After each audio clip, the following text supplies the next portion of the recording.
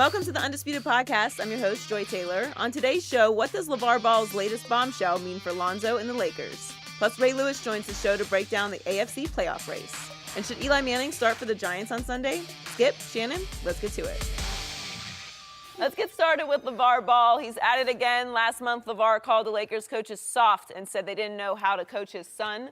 Lonzo sat out the entire fourth quarter in Sunday's loss to the Rockets and only scored 2 points. LaVar spoke out again yesterday about Lonzo's state of mind during the Lakers' current 5-game losing streak. Let's take a listen. He's very disgusted but won't say anything because he's not used to losing like this. This is an easy, fixable thing if everybody would just drop their egos and just listen to what I'm saying. Build it around Lonzo, you're going to be successful, but that sounds too bold. Let me ask you this. Would you say somebody is the face of your franchise and then don't start him the fourth quarter, the whole fourth quarter? We've been trying it their way, and that's why the record is raggedy. Shannon, what do you make of this? Yeah, he can be successful. If somebody just dropped that ego, Skip, that would be off. Oh. Drop that ego? No. LaVar Ball said that? So I just want to make sure I'm hearing LaVar correctly. Lonzo is the first rookie that's upset with losing. So losing is only mutually exclusive to Lonzo Ball. Is that what LaVar wants us to believe, Skip? Can I ask you a question, Skip? And feel free to answer this. Can you tell me why should Luke Walton play Lonzo Ball in the fourth quarter? Because let me give you these numbers, and then you respond. I don't think he wants me to respond. Yeah, I do. I want you to respond just to this. In the fourth quarter, Lonzo Ball is shooting 27% from the floor. He's shooting 16% from the three-point line. He's 3 of 18. Mind you, against Sacramento, Joy, he was 2 of 2. So in the other game, he 1 of 16 from three-point line. Okay. How are we supposed to play him, Skip? Oh, okay. Saturday night, Joy, I happened to watch this game because, Skip tell me he's going to be transcendent. And I blew off a date. Had me a good old date night. Had a good old date night. I said, I want to see old Lonzo. This is not true. It is true story, true story. True. There's no way that happened. Skip it. I want to see what Lonzo going to do. Because Skip tell me Lonzo Ball. You got it like that? Did you go enough dates? Blew it off. Lonzo Ball? Say, I ain't going nowhere. I said, I want to see Lonzo. Watched him. Put him on both TVs, Joy. I got 2 TVs, got them side by side, like 140 inches. I thought I was in a movie. If she was a real one, she would watch it with you. No, I had to watch this by myself. Oh, okay. But anyway, because I ain't want no interruption. I ain't want nobody. is piling up on the other side of the desk right now. So let me get this straight. So Luke Walton didn't start him in the fourth quarter, Joy. He checked into the ball game at 4:51 remaining in the game. You're talking about Sunday night? I'm talking about Saturday night against the Nuggets. Oh, okay. But anyway, as I was saying, Joy, before I was rudely interrupted, Luke Walton checked him in at 4:51 in the ball game. Joy, the score was 98-98. Trey buckets is 100-100. Guess what the final score was, Joy? 115-100. Lonzo Ball was a plus-minus of -15 in the fourth quarter alone. But somehow LaVar Ball wants his son to play more. See, unlike you, LaVar, Luke Walton's job is not to hype your son. Luke Walton's job is to try to coach this basketball team and put the best 5 players on the floor at a given time that gives them the best chance to win. And see, what LaVar hasn't figured out yet, Skip, you can talk your way into endorsements. You can become a pitch man for a sneaker company. You can sell cars. You can sell beverages. You can't talk yourself into playing good ball on that court. And that's what LaVar thinks he can do. Oh, they just listen to me. That's the problem. They're not listening to you. So that's why it's great for them. If they listen to you, he reminds me of somebody else I know, Skip. I'm not going to say the guy's name, but every time when something goes wrong, it's always somebody else's fault. Joy, you know what I'm talking about. But think about this, Joy.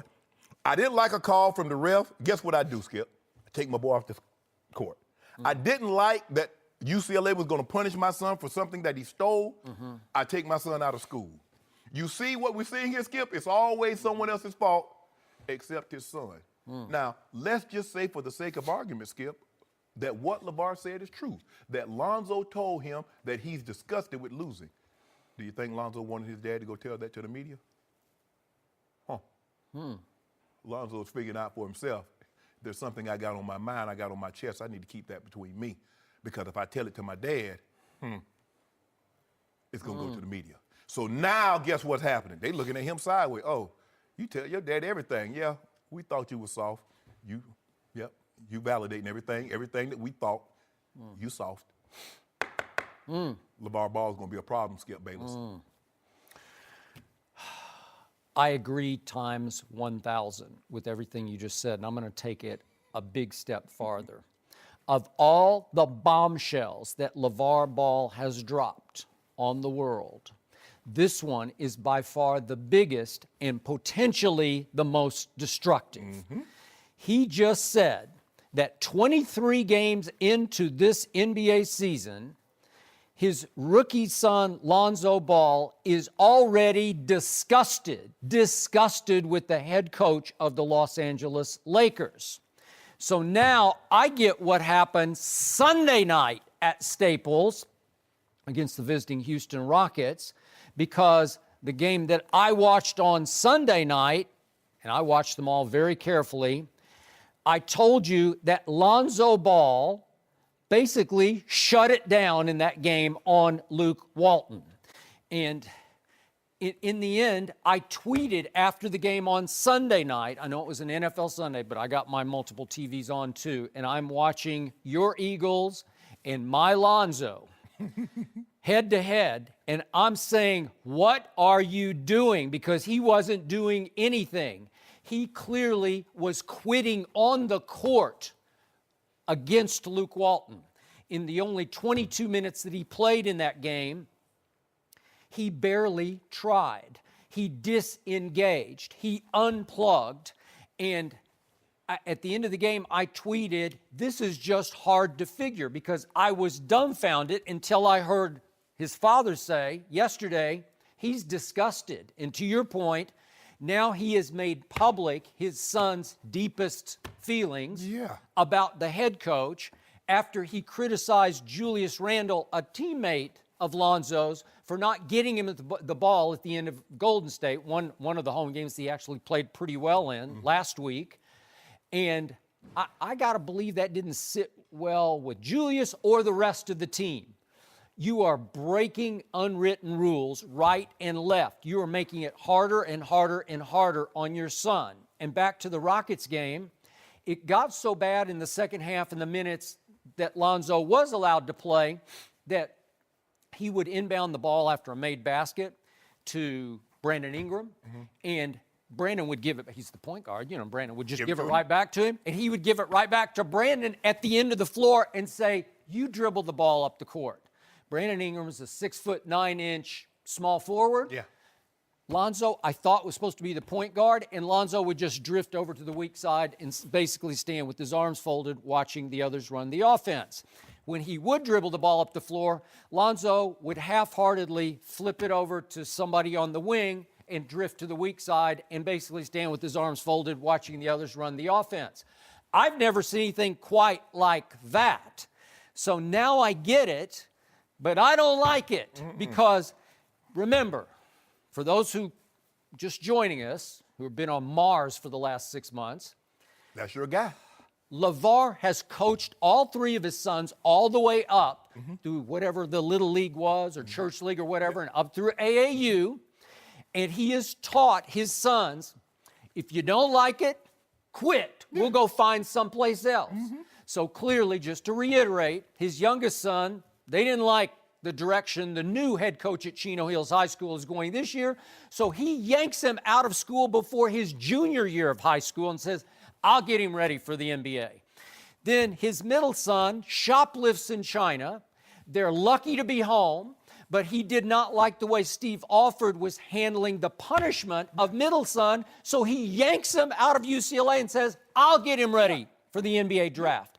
Now he doesn't like the way Luke Walton, only 23 games into an 82-game schedule, is coaching and handling his oldest son, and he's basically saying his oldest son is disgusted. So what's he going to do? Yank him? Is he going to demand a trade, I don't know, to the Clippers? I don't know. Or, seriously, this is where all this is heading. Will ultimately LaVar Ball have to start his own league in L.A. with a bunch of cast-off players, and he will coach all three of his sons on one team, and the other teams will be the equivalent of the old Washington Generals against the Globetrotters? Well, put them in the big three. Or put them in the big You three. would love to have you, them. You could have them. They play in the big three, and they can win every game by 50 points. And also, you have to let LaVar coach and referee every game, right? Just to make sure that the calls go the right way, Skip, right? so because what you're seeing, Skip, his son shoplifting in China isn't the problem. Steve Alford's punishment of said shoplifting. Yeah, but did you see what he said yesterday? LaVar had the audacity to say that Steve Alford should bear some responsibility because you can't let those kids go out by themselves in China. And Steve Alford said, we had an hour-and-a-half window, and I told them they have to go as a group in China. They have to stay together. But not go steal as a group. No, We go didn't want you to steal. go shoplifting as a group. What? What? Oh. And it's Steve Alford's fault? I mean, they're 18. I mean, when you were 18, you could sort of go your own way, right? I mean, Skip, you went off to college? We went off to college, Yeah. Skip, when we traveled everywhere by bus. Sure. And a lot of times we stopped at places like Morrison's or S&S Cafeteria, and we ate as a team. We have a couple of minutes to walk through the mall. We didn't go steal. Nope. People, you know what? What? Skip, think about this. He said, and Lonzo said they went and everybody started taking stuff. Where in the hell did they do that at? LiAngelo said that. Angelo, he said we just started taking stuff. And he said, not until I got back to the hotel did I realize, oh, that wasn't right. What? He thought we're going to get away with this, no problem. Klepto. That's klepto, sir. I told you klepto. The son. Okay, it's not the coach. Okay, the coach want to coach my son. No, it's your fault. It's your fault that you won't let my son shoot 50 times or as many times in a game. So that's your fault. Okay, his son is struggling. Skip, the only thing that's saving his son is that the first pick in the draft has been worse than his son, who's the second pick, because Markelle Fultz hasn't been playing that much. But if you look at Donovan Mitchell, you look at Jason Tatum, you look at Dennis Smith Jr., Skip is not even close. They show up every night. They don't win. They're on bad teams. But they show up and they play hard every night. No one is questioning their effort, or are they motivated, or are they happy to be here? Lonzo's like, oh, well. And his dad, well, it's your fault, Luke Walton, because you don't know how to coach my son. What about your son shooting 27%? What about the 16% from three? Skip, he's averaging 1.8 in the fourth quarter. If we're behind, what in the hell is 2 points going to do? If we're ahead, how do I keep him on the court? The wide open shots, he's missing. LaVar, at some point in time, you doing all this talking is just noise. You can't talk your son into playing better. Either he does or he doesn't. Either he can or he can't. Okay, speaking of can or can't, I'm going to frame this one last time because you believe that Lonzo is a soft bust, and I do not. I believe what Earl Watson, who was here yesterday, former coach of the Phoenix Suns, has coached for San Antonio in this league, has been around a long time. He believes that Lonzo Ball is quote-unquote special. And I believe that, too, because I have seen special a number of times already in this still young 23 What have you seen more of, though? Here's what I've seen. I saw Summer League, and you laugh at Summer League, but you just brought up all those kids. Everybody you just mentioned, Donovan Mitchell, Jason Tatum, Dennis Smith Jr., I can keep going, De'Aaron Fox. All these kids played in that same Summer League, so you can discount the Summer League all you want, but Josh Jackson was there, Fultz was there. They all played. Yes. And guess who the MVP was? Yes. I saw it. I saw special in the Summer League because he was engaged. If you don't mind he me cared. Let's talk about the game, a sport that you've covered and you follow a little bit more extensively, the preseason football. Have you seen guys be special in preseason and not in the regular season? Yes, you have, Skip. And It's just different. It's a whole different animal.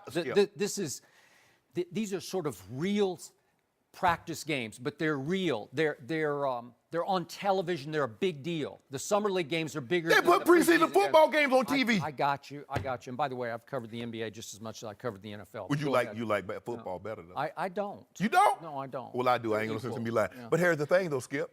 But if you think about it, I'm not saying he's a bust. I don't see special. But you see soft also. Even Earl Watson said yesterday, when Jamal Murray dribbled that ball around, you got to take that tick there.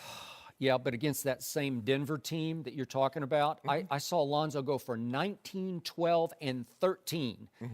That's pretty good. And against Earl Watson's team, while he was still coaching Phoenix, against Eric Bledsoe and Devin Booker, I saw Lonzo in game number 2 this year, and go ask Earl off camera about that game, how special that game was. I saw Lonzo Ball in attack mode the whole game go for 29, 11, and 9. It wasn't quite a triple-double, but 29, 11, and 9.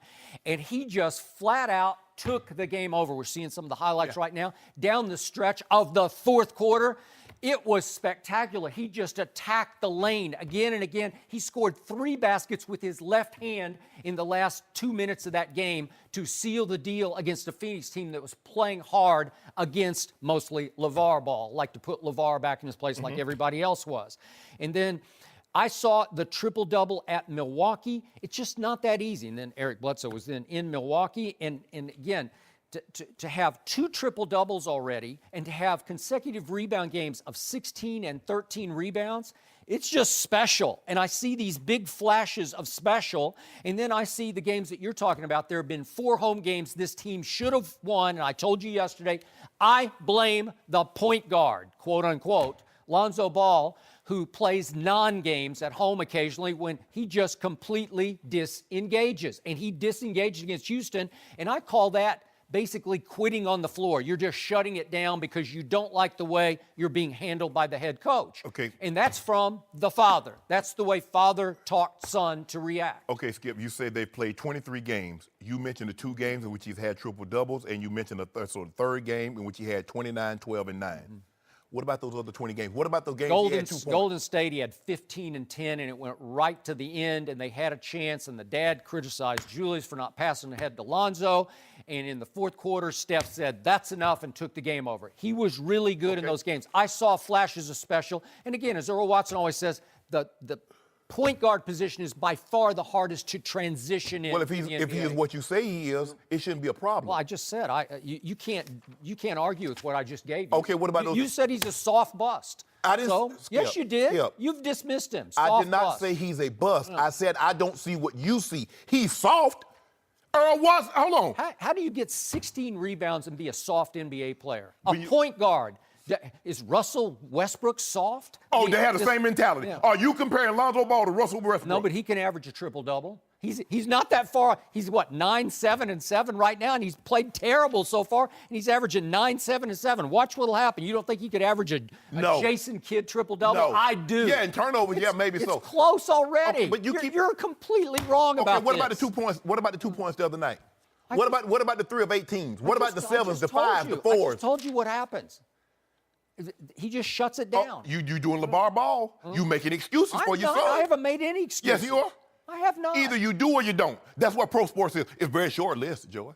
You know what, Joe? I used to be, you know what I did before I did this? I was in the excuse-making business. Couldn't make no money. You know what? I've seen because you can either get results or you make excuses. A whole lot of busts in the NBA, and you can just see right away they just can't play at this level. And I've predicted a bunch of them before drafts. This kid can definitely play at this level. Skip, there's a difference. Doc Rivers said the other night, just a week and a half ago, Doc Rivers said he's not going to be good, he's going to be great. What was Doc supposed to say? He's terrible? What coach has ever said that about another player? Doc's Come on, been Skip, around stop a it. long time. And you've been around a long stop time. it. You've been around a long time. You Doc know Rivers coaches don't knows. take shots at other players. These guys who played the point guard position, they see the gift. He's got the gift, and he doesn't use the gift because... So what good is the gift if you can't use it? I don't know. And the problem is going to be, let's say LaVar forces a trade, then the next coach will be at fault too. That's why I said they're going to have to start their own league. Well, you making excuses for it. You keep saying, oh, look at this, look at these games. Look at these, oh, he's 20 years old and got 2 triple-doubles. All I see is I don't see consistency. 5 double-doubles? Wow, that's pretty good. Consistency. Joy, I was in that business, Joy. I had to get out of it. I was going belly up, Joy. Excuses or results? Yeah. Results pays bills. Excuses gets you fired. Well, I don't like it that he hasn't been playing him in the fourth quarter. I don't like it. How can I? He's just a baby. Just turned 20 years How of can age. I? Okay, but you have to let him play through it. But and again, I'm not making an excuse, but I'm saying what Lonzo can't do is if the coach is trying to teach him a lesson, you got to just keep playing. You got to try. You can't shut it down just because your father said you got to shut it down. Luke Walton's not trying to teach him no lessons. Luke Walton's trying to win a game. No, well, you're either trying to win this year or you're trying to get better this year. So what are the Lakers trying to do? I'm trying to do both, and in the fourth quarter, he's not helping me either. It all in that situation. Yes, I can. Yes, I can. Fighting for what? Do you want to get better for next year? Yep. Do you want him to have experience in his rookie year? I want him to show me. You got to earn. Hey, how's he going to show you if he's on the bench in the fourth quarter? because when I put him in, he give me 2 points. He's minus 15. He's a rookie. Hold on. He getting paid. He's a rookie. I mean, look, Hold I on. get it. It's okay. What's Jason Tatum? He has a target on his back. If you don't mind me asking, what's Jason He Tatum? may be playing better, but that doesn't mean What's that he's Donovan a Mitchell? bust. We're not even at the All-Star break. I didn't say he They was all a bust. played. I Yeah, don't you did. see Yes, special. you did. No, you I said he was a bust. Skip. It's okay. Skip. It's okay. If- I got it. You're on record. That's one thing, Shannon Sharp. I'm Don't going to hold mince no your words. feet to the fire. I don't mince no words. Yeah. I didn't say he was a bust. We'll see them again He's soft. at the Sixers tomorrow And I don't night. see special. I will say, though, I don't think LiAngelo and the Melo are ready for Big Three. I think Kenyon and Yeah, Stack. they would have a Stack. hard time. Oh, Stacks got this. Bonzi Hell is and Stack. Al Harrington would have something to say about that. No mercy. Remember earlier in the season when the Cavs were struggling? Well, now they've won 12 in a row, and they face the Kings tonight. The Cavs defense has made a dramatic improvement. During their first 12 games, they were last in the league in defensive efficiency, but during their current streak, they're 8th. We're joined by FS1 analyst Chris Broussard here to talk about this unprecedented streak It is. It's something. by the Cleveland Cavaliers. Joy! Look, you can't like that. you can't belittle the streak. It's a nice streak. It's a good streak. This is what I think happened. I think LeBron got tired. He will never admit this. None of his guys, they'll admit this. But I think he got tired of hearing all about Kyrie and seeing how Boston was winning. And a little bit like, okay, we do need to play better because they balling. Yeah. And he's just, I give him credit for catapulting his team the way he has. And I have to say this, I think you would even agree with this. Maybe. He is the first player in NBA history to be the best player in the league in his 15th season. Best. The best. I don't think you can name another one. Kareem. Not No, in his not 15th year. 15. By that point, Magic was the Magic best was player there. on the team. So Let me think about it. think about that's Well, a have the topic maybe Cavs for fix another day. all of their issues. I like what they're doing. Defense is the most impressive thing about this. It's the thing you can really sink your teeth in. As you said, from last to 8th. The most impressive thing to me on the defensive end is the three-point defense. Yeah. They were last in three-point defense. Now they're second in this streak. I didn't know if that was fixable with Kevin Love, with Kyle Korver, with old guys like Wade and stuff. So I give them a lot of credit. That's the most impressive thing and inspiring thing if you're a Cavs fan. Here's what I'll say, though, and this is why I don't think all the problems are fixed. Because what the Cavs have found out in this streak is that sometimes less is more. They have less talent right now than they had a month ago. You worried about Isaiah, aren't you? Not so much Isaiah, because look, he's earned the right. You're going to put him in there and see what happens.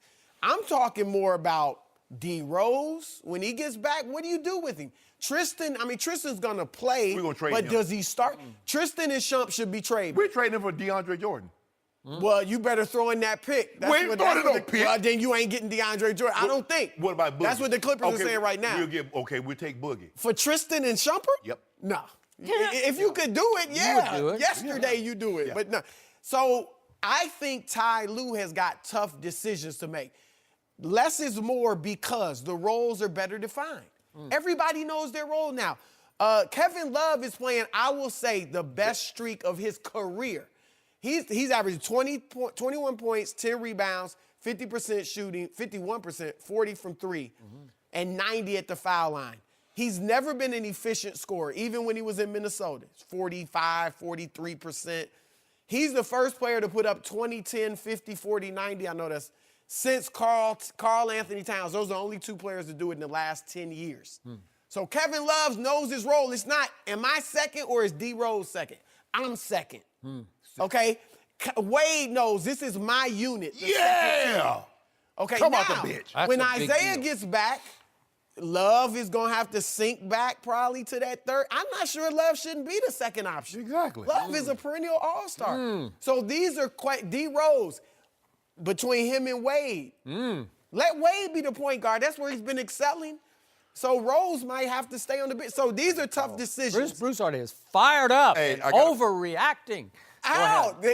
All I'm saying is they He's win on in the phone. East. Call him Braun? No. I'm on 911. What is your emergency? I like, of the last 2 weeks, there's a 6'9", 255-pound guy streaking. I told you I was going to happen. That's I really told you. funny. Oh, no. You was, Kyrie, the closer is gone. They play it really well, Chris Broussard.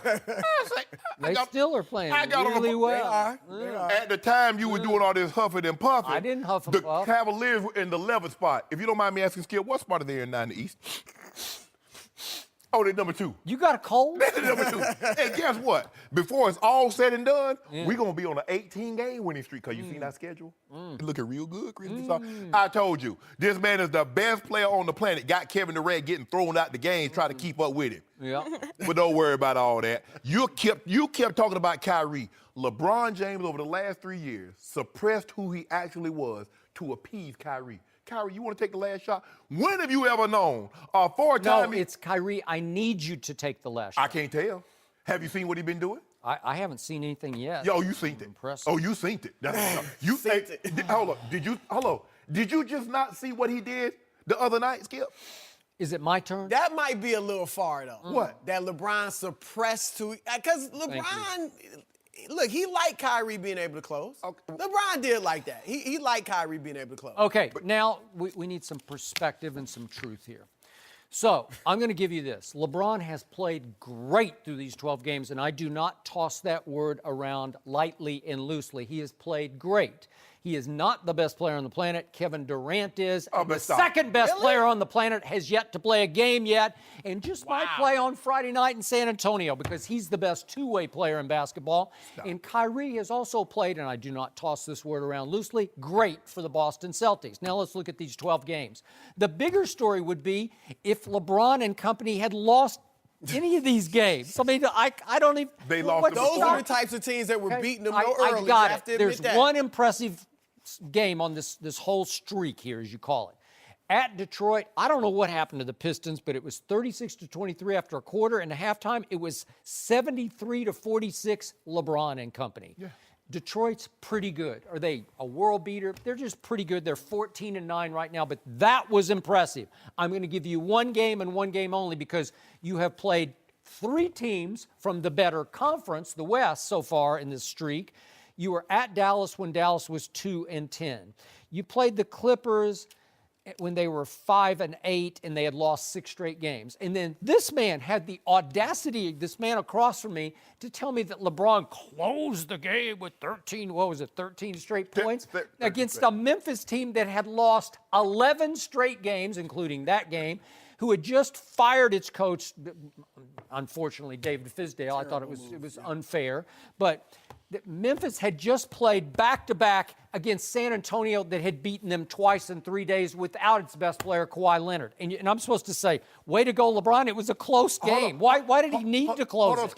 They'd lost 11 straight games. Miami Heat. You love Miami. You thought they were a threat to the Cavs. They beat them by 11. Philadelphia, 24, oh, come 22. on. Well, are we going to take that's one of the better Philadelphia? teams in the East right now.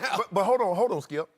You had no problem heaping praise on Kyrie when he scored 47 in the overtime, beating the Dallas Mavericks.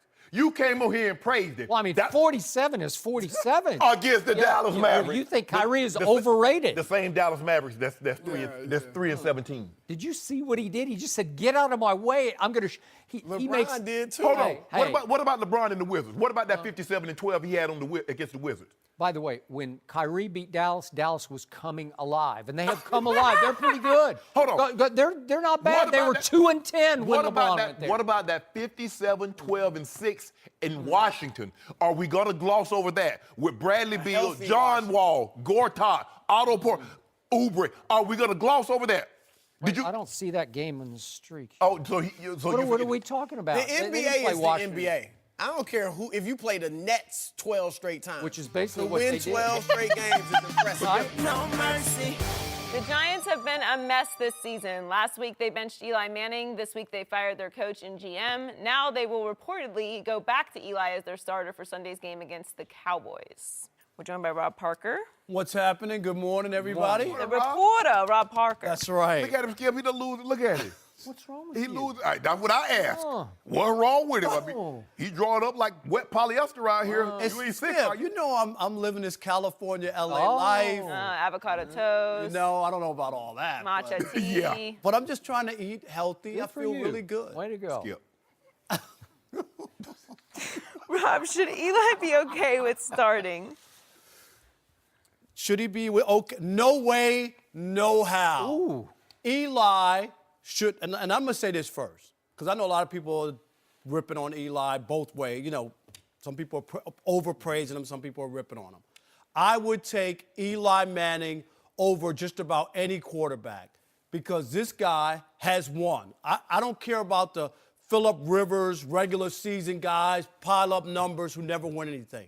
He won 2 Super Bowls. If you want to give him 2 great throws, 2 MVPs, beat Tom Brady twice right there. That's high on my club. what You you know love. it. Love it. Including that 18-0 Patriots team, right? So I'm all about that. Right. But right here, right now, Eli should step back and do what's right for the organization and say, thank you very much with saying I could go back to starting, but I don't want to start. This organization has a chance to get a franchise quarterback in this draft. All these guys are laying there. This was the right thing to do. The streak's over. The time has come to move on from exit 9W. Do you know what? There's nothing left there for him. I don't want to sound like the Lone Ranger, but Tonto, our work is done here. You know, you move on, get on the horse, and go to the next place. Because it's done. And it doesn't make it bad. I just think the way that It was handled. they handled could have been done differently. And then Eli didn't help it either when they said to him, hey, you can start or whatever, but we want to start playing these other guys. Let me ask you a question. They say, Rob, we're going to let you continue to work at the paper, but you write the first 2 paragraphs, but the guy is going to finish it up, and he going to get credit for it. You doing that?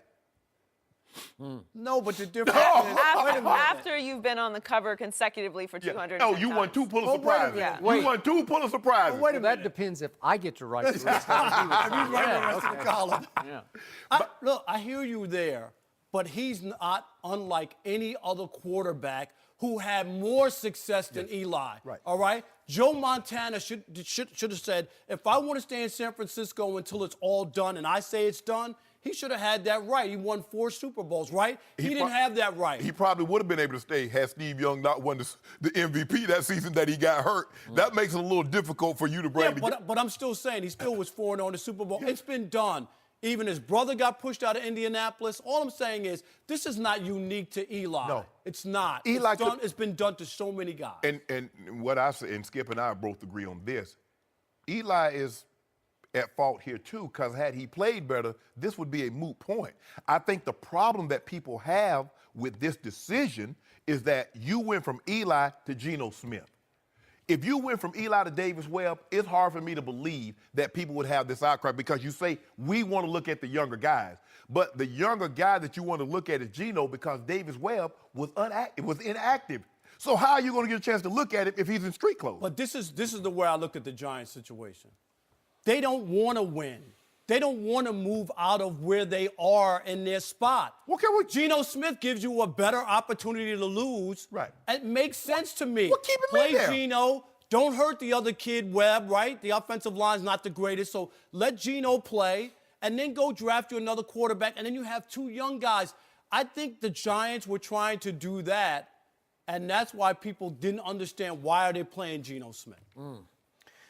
So, the T-shirt that you invented for one Tom Brady that had LOAT on it, that should have Eli's face on it because you know and I know he is the luckiest quarterback of all time. Am I not right? He's not the luckiest. He's the luckiest. He threw the luckiest pass in Super Bowl history to Tyree. Did you see caught the- him in his face mask. The throw to Manningham?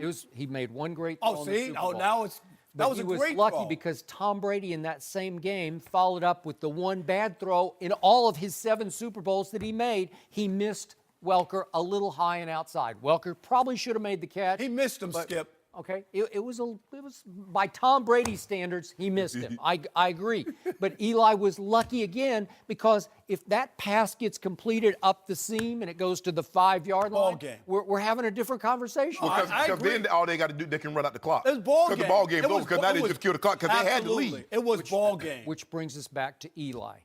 He made himself, in his reputation and his mystique and his aura in the Big Apple off those 2 games, right?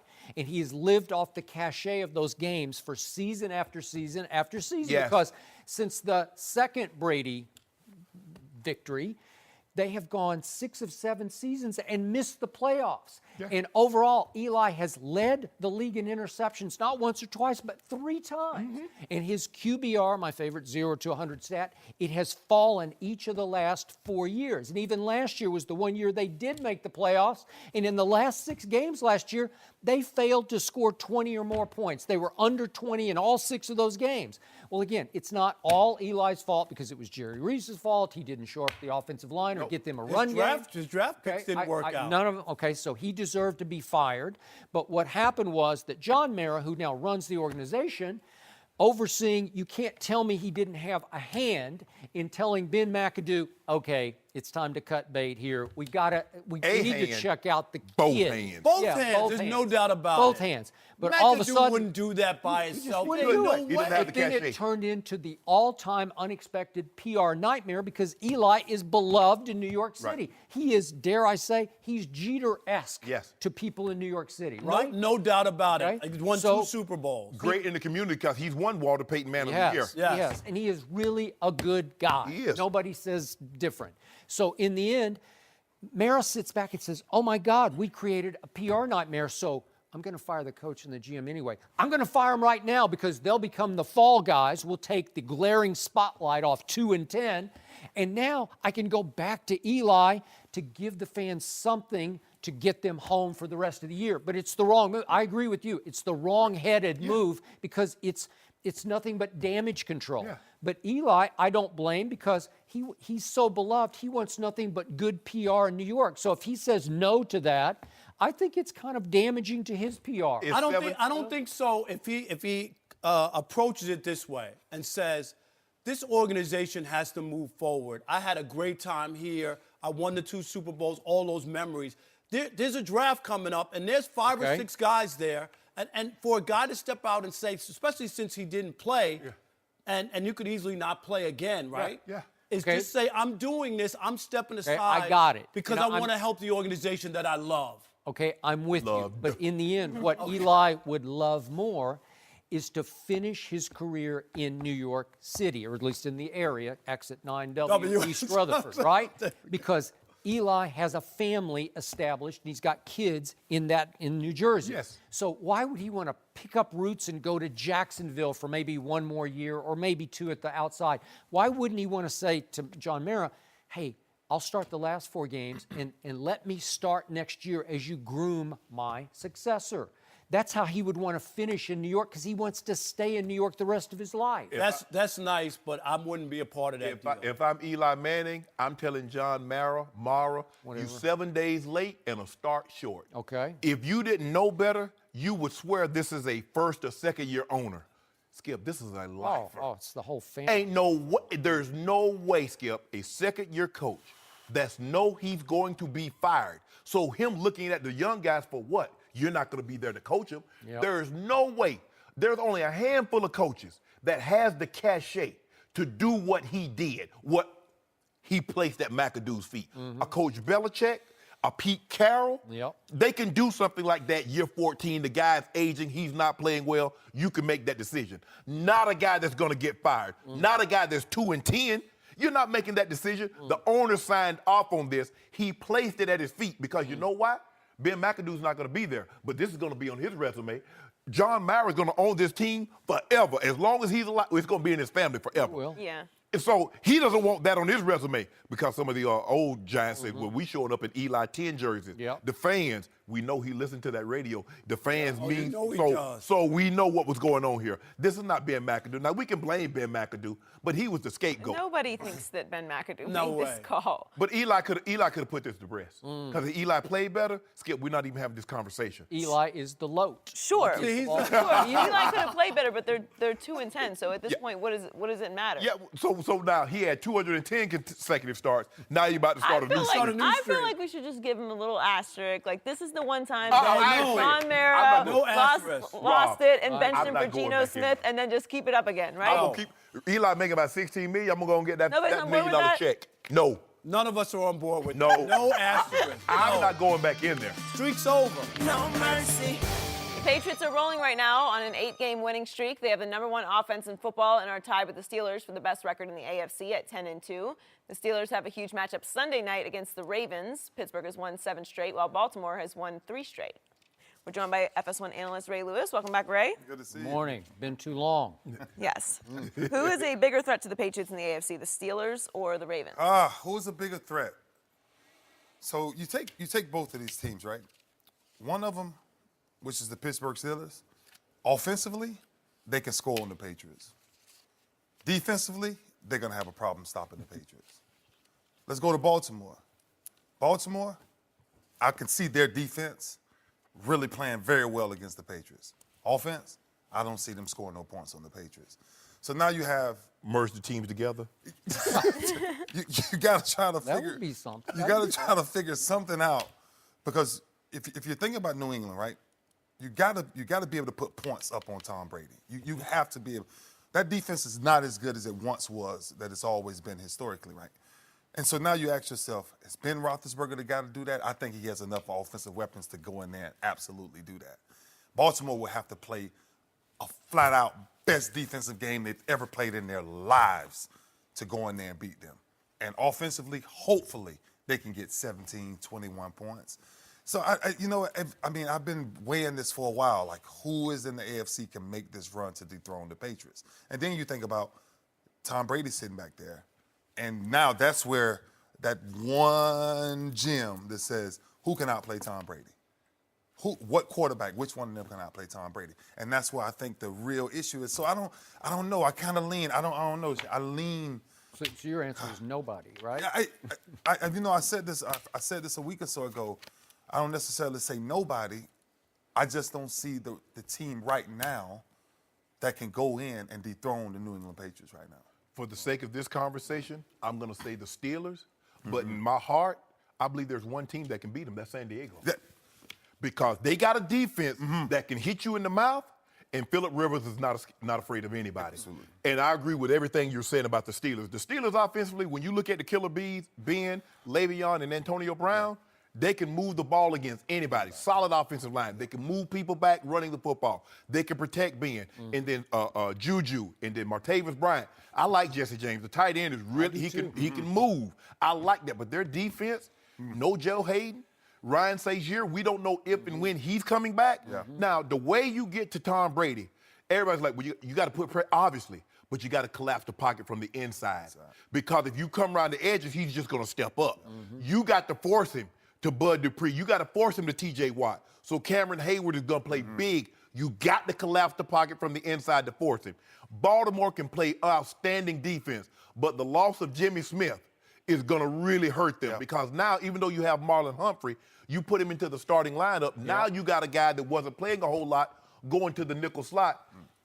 Do you really want to? That's where Tom Brady's going. Exactly. Yeah. And then you got the Ravens offense. They're 30th in total offense, 31st in passing. Now, Joe Flacco is not afraid of Tom Brady. He can stand toe-to-toe with him. He's beaten him twice. He's a drop touchdown away from beating him 3 times in his own building. But not this Ravens offense. I don't believe the defense is strong enough to hold Tom Brady to say 13 points. You got to get somewhere around 24 offensively and then get a couple of turnovers here or there. So I'm going to say the Steelers, but in actuality, I don't think either one of these teams pose a bigger threat as the Chargers do. So, on one hand, this is just a silly question because on paper, it ain't even close. No. We're talking about Big Ben and AB and Le'Veon and Juju and Martavis and I can do Jesse J. You just keep going. But on mental toughness, on psyche, on history and tradition, which is still alive and somewhat well in that Ravens locker room, it's Ravens all day and all night. And that's my bottom line to this question. It is the Ravens. Even though right now, if you look at regular season, Big Ben versus Flacco, Flacco's QBR is 28th in the NFL right now. Jay Cutler has a better one. Bortles has a better one. Eli has a better one. But we all know what happens if Joe Flacco gets in the postseason. He turns into Tom Brady. No, I'm serious, and I'm not exaggerating. He turns in. 10. He's 25 touchdowns to 10 interceptions, and he is 10-5 in the postseason. And over his last 8 postseason games, he's thrown at least 2 touchdown passes in each one of those. That's sensational. Yep. That's inarguable. I can't find any bone to pick with anything Flacco has done in the postseason. No. So, as you point out, Tom Brady against the Ravens, he's 2-2 in the postseason, and against Pittsburgh in the postseason, he's 3-0, all 3 in AFC Championship games. And Tom, career 10-2 against Pittsburgh, and he's 5-2 at Pittsburgh just in his career. Yeah. So you don't think Tom's in his psyche? Wants Pittsburgh. He wants Pittsburgh. Yeah. Because he has just dominated Pittsburgh. Well, so one of the things that has always been different, AFC North football, is what we were able to do on defense early against Tom is the same thing the San Diego Chargers can do, and that's rush 4. When you can rush 4 and you can drop everybody else back, Pittsburgh is one of the only few teams I've ever seen play him where they want to play him and zone blitz him.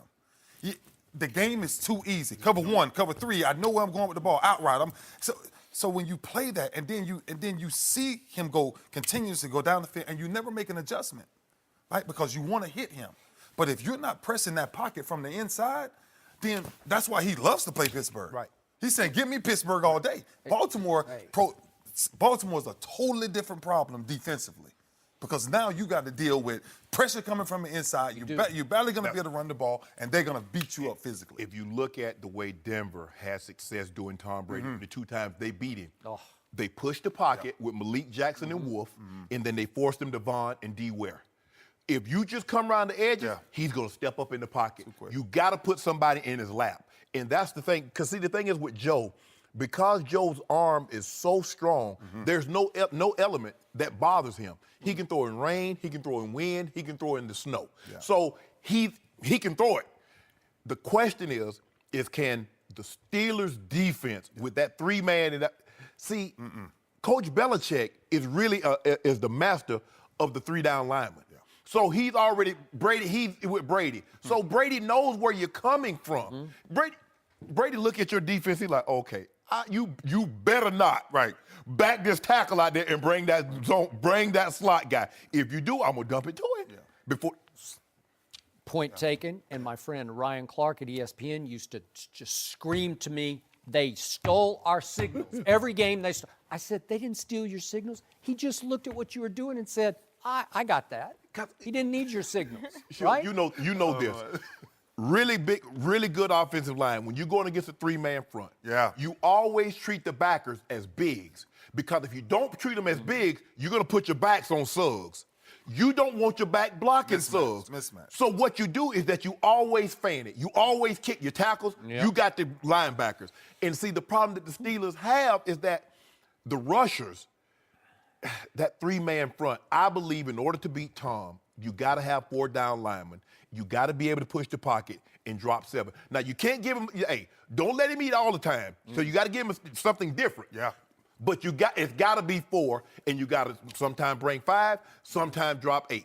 But if you give him the same look, if you give him the same 3-man front, okay, he eat it up. Historically, the teams that's beat Tom Brady, The Giants in the Super Bowl, 4-man rush. The Broncos, the AFC Championship game. No, that's a good. The Ravens. They physically beat that offensive line, just physically, flat out, because that changes his entire game. Skip is totally different. You got to speed him up. You got to speed him up. Skip, if you just let him go 1, 2, 3. That's too easy. 1, 2, 3, 4, 5. Too easy. You're not going to beat him. Too easy. You must speed him up. You must make him think that the pressure is going to rise before it does. And then he'll get, get around his feet a little bit. Sometimes you got to take a shot. Like Suggs, you got a tough personal foul. You got to put that in his mind. Oh, yeah, we coming today. Yeah, We'll give you 15. But I just want you to know, put this helmet on your chin again. I'll be back. I'll be back. So Hold that thought. Yeah. one team still has Terrell Suggs, and one team does not have Terrell Suggs. And I know he's a little longer in the tooth, my friend T. Sizzle, but you're close to that team. Yeah. He can play, man. He can still bring it. They can play. Yeah. What Sizzle is doing with this defense, they have the most turnovers in the game. do. They're a turnover machine right Yep. now, right? Dean Pease, what Dean Pease is dialing up right now, Coordinator. Yep. it's huge. But back to what Shannon said earlier, losing Jimmy Smith changes the dynamics. It does. Because now you take one guy that can go man one to guy, man. and now you take Tom, and Tom is looking at this one guy saying, "Oh, I got one." And as great as talent as Humphries is, he's still young. And experience is everything against a Brady-led offense. But I would submit Yeah. to you that losing Shazier is more important to that defense I agree. than Jimmy Smith is to your defense. But here's the thing, though. Not only did they lose Shazier, Joe Hayden is out. Yeah. So Which is now huge. he's a man guy that you can put on somebody. Yep. Now you lose Shazier because this is what we know. And I told Skip this yesterday, Ray. You know when you play team sports, it's predatory behavior. We're gonna find a weak link Yep. and we're gonna take advantage of it. That's the- So we're gonna feed on that until you give us something. Name of the game. That's it. Name of the game. All I'm trying to do is find one weak link. I don't care if it's your corner, don't if matter. it's your safety, if it's your D lineman. Yeah. We find out, look at Cincinnati. That game, the moment Burfict went out, Game how over. can we get Le'Veon Bell on 51? Absolutely. Yeah. How can we do it? Isolate. And they got him. They got him. They did. Yeah. Well, I can just tell you, the one team, Tom Brady does not want to see Suggs and Flacco. He just doesn't want to see Man, that them. look I believe that. Yeah. I believe that. Timmy Williams, I don't know where Ozzie fired them jokers from, but he get them jokers to stomp. They about 6 foot tall, about 300, and they ain't moving. And all they doing is just plowing their legs in the ground and letting everybody else And that run. running back, Alex Collins, every time I look, he looks like he's Yeah. pretty good. Yeah. They would have to have the perfect game. They would have to have the perfect They game. would need 24. They They would need got 24. to get to 24. Got to get to 24. Because at home, Tom Brady going to get 24 The points. Patriots, Steelers, and Ravens all have big games this weekend, too. Yeah. Patriots are going to Miami on Monday night. That ain't no big Joy, deal. that's Stop. crazy. James Cutler. Hey, I- hey, listen. They don't take that game lightly. Tom Brady Joy. Gonna be He's got a Joe Soto eating crab 2-5. He's legs. got a 2-5 record at Hard Rock Stadium in December and January. Tom Brady's an 7-8 overall. He called Joe. Hey Joe, I got a game at So? 8:30. I need them crab legs at 10. Anyway. No mercy. Punishments from the very physical Steelers-Bengals game came down yesterday. Cincinnati safety George Iloka was suspended 1 game for his hard hit on Antonio Brown. He has appealed, and ESPN reports the appeal will be heard tonight. Steelers receiver Juju Smith-Schuster was also suspended a game for his block on Vontaze Burfict. Schuster was not ejected, but he received penalties for unnecessary roughness and taunting. We're joined once again by Ray Lewis. Ray, do you agree with these suspensions? The game is in real trouble if what that safety did is a penalty for him to get kicked out. I want you to look at that picture very closely. Do you see that kid's head turned? That's not a spear. That's not a direct, what the rule says is that you take the crown of your helmet and you spear somebody. That's not a spear. His head is to the side. Juju, Hines Ward was on the sideline during that game. Hines Ward made that same block famous. Now, standing over him, that's a problem. But the hit, that's football. And I'm listening to all of these people. Oh my gosh, this is the most physical game. This is not basketball. When you step out there in the AFC North, probably the last 2 decades, probably 3, last 2 or 3 decades, the most physical division in football. When you talk about rivals who don't like each other, that's football. But you take hits now, right? And it done filtered all the way down to the high school and collegiate level. Because now you make a hard hit and you're like, oh my gosh, you can't do that. What do you mean? That's why I play the game, Skip. I didn't play the game to let one of Eddie George, Corey Dillon, Jerome Bettis, or Fred Taylor say, oh, it's a great game. Hey, get up and pat me on the back of the shoulder. Hey, this game is great. I wanted to deliver a message. A lot of those hits, look, Juju standing over Burfict out of it's not even a question. What Gronk did the other day, it's so embarrassing in sports. But when you talk about football plays, there's no way, if you're going to suspend a defender, because when he went into that meeting room, you know what his defensive coordinator saying? That's the only way you can play that. That's the only way you can play that. And so when the appeal goes in, I want to make sure the appeal is watching the final result and not pleasing everybody else who don't play the game. Because if you're going to please somebody, you got to please the people who's scrapping up those cleats every day and putting their life on the line. You think Ryan Shazier doesn't feel a certain way? We put our lives on the line every time we go out there because we have a job to do. But for us to keep finding these kids for doing their jobs, and now we're suspending them 1 game for making a hard hit? Ronnie Lott was the reason we played this game. John Lynch is the reason we played this game. Dick Buckus was the mentality, the way to play this game. And now we took in the game and we told everybody, if you do your job, if you try to make that ball come out of Antonio Brown's hand by making the perfect hit, I'm going to suspend you. Wow. Man, I'm telling you, let's just play flag football. You know what happened? Those 32 owners got a letter from a court, from a federal judge, that said you got $1 billion to pay. That changed everything. That was the game changer. And you're right. That's the way when I came into the league, you sent a message. You went across the middle in cover 2, they decapitated you, whether you was catching the ball or not, because they wanted you to know in the fourth quarter, if they thought about throwing it to you, you thought about Ronnie Lott, you thought about Dennis Smith or Steve Atwater. They don't allow you to play that way anymore, Ray. You're right. It's a different game now. You're right. And that Hines Ward delivered that very blow on Keith Rivers, who wore 55. Peel back block, broke his jaw. From that point on, they says not only can offensive players be defenseless, so can a defender. A few years later, they instituted the Warren Sapp rule. Remember, he put the hit on Chad Clifton. It was away from the plate. So now you can't block on a return interception. You can't block a guy that doesn't have an opportunity to make the play. They changed the rule. They're saying this receiver was in a defensive position.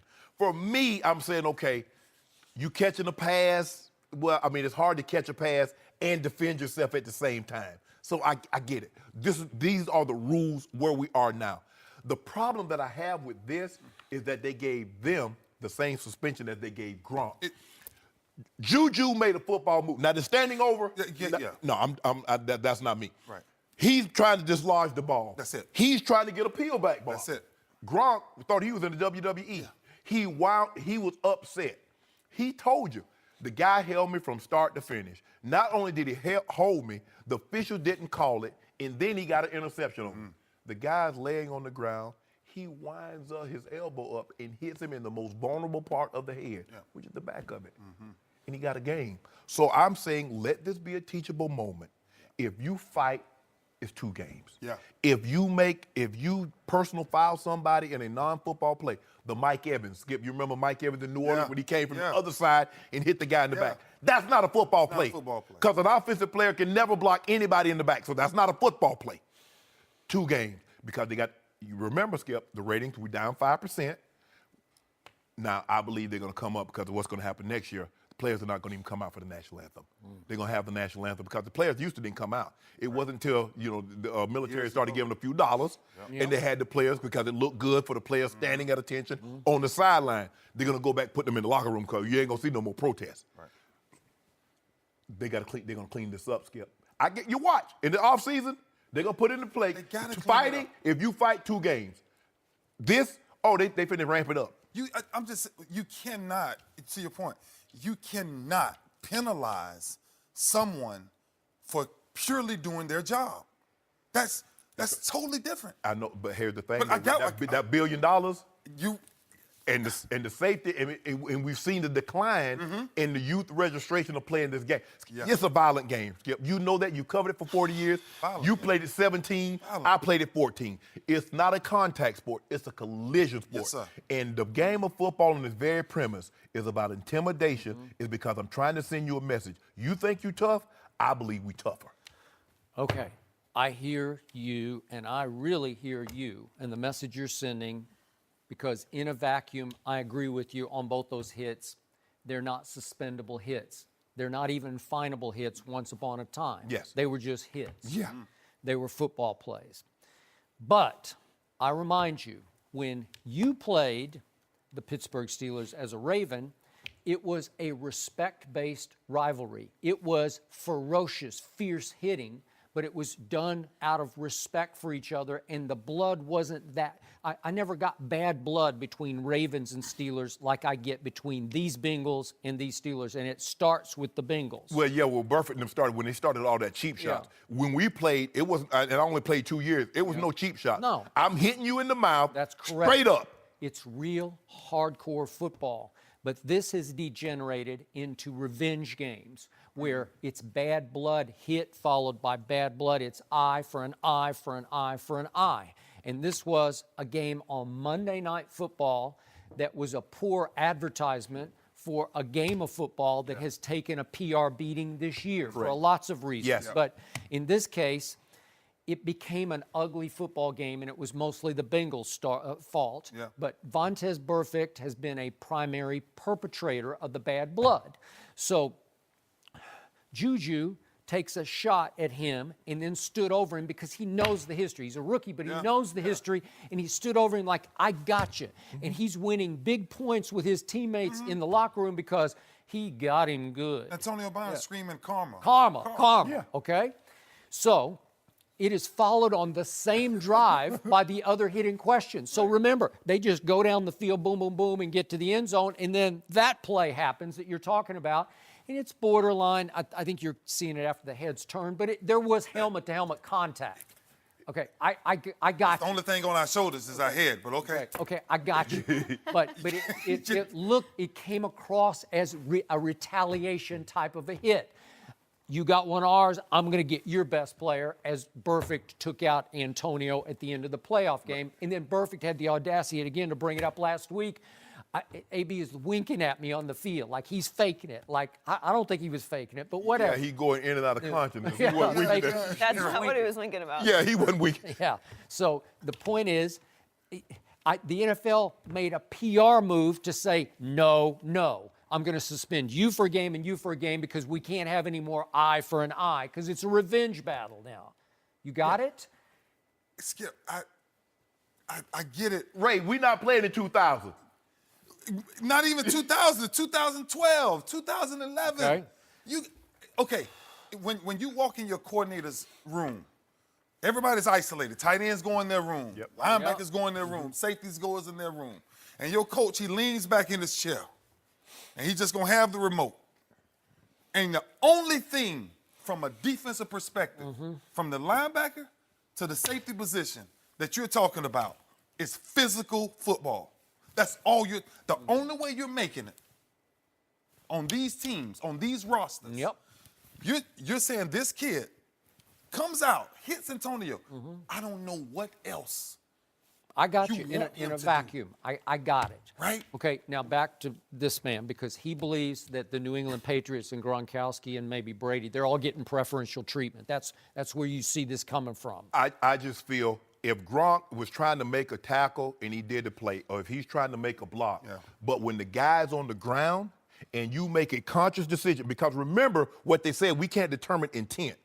Well, Gronk told you, it was malicious and it was intentional. So he intended to do what he did. He could have seriously hurt this man. Okay, I got it. And you're right. That was just nothing but an after-the-whistle cheap shot. Cheap shot. Okay, got it. But Gronkowski had no history of cheap shots before. He was not considered a dirty player, so he has no reputation or track record for this. And in this case, the referee, the whole officiating crew saw this because it happened after the whistle. They didn't even eject him for this. And remember, A.J. Green went MMA, he Rear naked choke. stranglehold. Yeah. Remember this? And he's throwing punches at Jalen Ramsey. And they ejected him, but they did not suspend him for that play. So in this case, one game is fine with me because he doesn't have a track record. And I do think you have to put it in the context of the game. You say I'm making excuses for him. They clutch and grab him every play, and he finally snaps. That's football. Ray, let me ask you, you ever got held? Yeah, man. So after the play, did you turn around and punch him under the No. chin? 17 years. Thank you. 17 years. You don't think I got held? Yeah, 17 years I played this game, Skip. And I have never in 17 years Nope. ever retaliated or threw a punch. But you did have those big elephants up there Well, clearing the way for you, right? They let me do what I do best. Yeah. They let me do what I do best. Yeah. All I'm saying, to Shannon point, this offseason, this has to be simple. None football play, Okay. football play. Because those are two totally different categories. Yep. That's it. Football play, you got to. Okay. They've but- tried to work that out with what's a catch and not a catch, and we still. Oh, we're we a still little- stuck with that. We're a little hazy on that too. See, you need to stop. This ain't 2000. That stuff that Goose and Sam Manning was doing the quarterback. That Bobby Boucher. That Bobby Boucher. No mercy. Thanks for listening to the Undisputed Podcast. I'm Joy Taylor. Join us again the same time tomorrow morning, 9:30 Eastern. We'll see you then. Fox Sports 1 of 1.